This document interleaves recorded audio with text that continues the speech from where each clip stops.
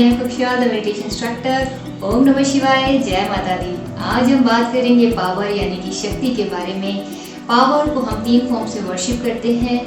Goddess of knowledge and wisdom माँ Saraswati, goddess of wealth माँ Lakshmi and goddess of power माँ दुर्गा माँ काली।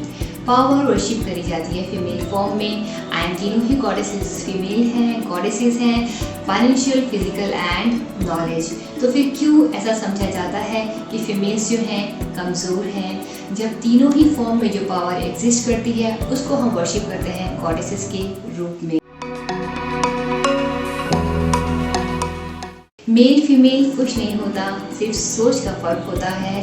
बेसिकली हम सब लोग सोल्स हैं, आत्माएं हैं, परमात्मा की संतान हैं। और जो आत्मा परमात्मा की संतान है, वो चाहे मेल हो चाहे फीमेल, किसी भी कॉस्ट्यूम में किसी भी बॉडी में रह रही हो, वो तो सदा से ही पावरफुल थी, पावरफुल है और पावरफुल रहेगी।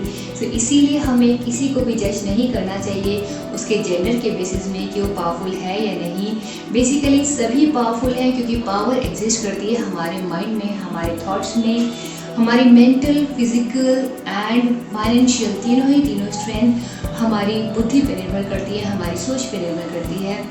अगर हम ठान लें कि हम कर सकते हैं तो हम सब कुछ कर जाते हैं। और इसीलिए हमें किसी भी फीमेल को कमज़ोर नहीं समझना चाहिए या किसी को भी उसके जेंडर के बेसिस में जज नहीं करना चाहिए।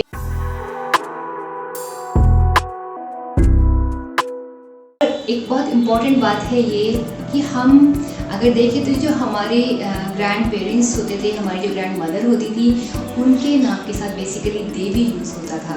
देवी यानी कि स्वयं रूप, गॉडेस का, शक्ति का, पावर का।